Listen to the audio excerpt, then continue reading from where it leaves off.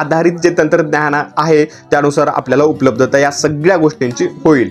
तर द्राक्ष बागायतदार बंधूंनो, आता आपल्याला यामध्ये काही जोखीम आहे का आणि काय सावधानता आपल्याला यामध्ये घ्यायची आहे।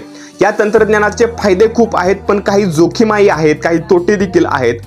प्रशिक्षणाची गरज हा मूलभूत या ठिकाणी गोष्ट संकल्पना आहे। शेतकरी काय सगळेच या ठिकाणी इंजिनियर नाहीत किंवा त्यांना बेसिक असं नॉलेज नाही, त्यासाठी काही संस्थांची, काही प्रशिक्षण संस्थांची आपल्याला मदत घेणं गरजेचं आहे। ड्रोन्स, रोबोट्स वापरण्यासाठी शेतकऱ्यांना प्रशिक्षण द्यावं लागेल।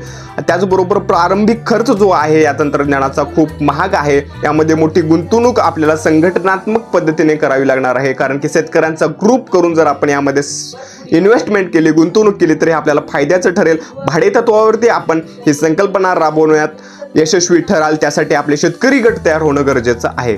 ग्रामीण भागात इंटरनेटची समस्या असते, त्यामुळे थोडंफार 5Gच्या आगमनाने ही अडचण आता ती देखील कमी होणार आहे।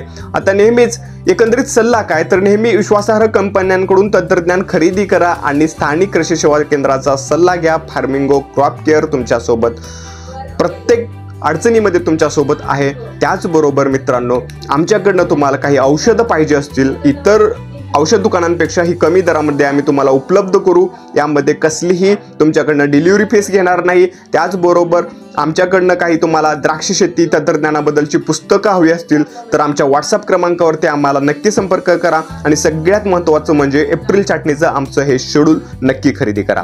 मित्रांनो, तंत्रज्ञानाच्या मदतीने द्राक्ष शेतीतील मजुरांची टंचाईवर मात करणं आता शक्य आहे। ड्रोन्स, रोबोट्स आणि एआयमुळे महाराष्ट्राची द्राक्ष शेती पुन्हा एकदा जगभरात गाजेल। तुम्हाला हा व्हिडिओ कसा वाटला कमेंट्समध्ये नक्की सांगा आणि आपल्या चॅनलला परत एकदा सांगतोय, आपल्या चॅनलला नक्की सबस्क्राईब करा। मित्रांनो, आजचा व्हिडिओ आपण येथेच थांबूया।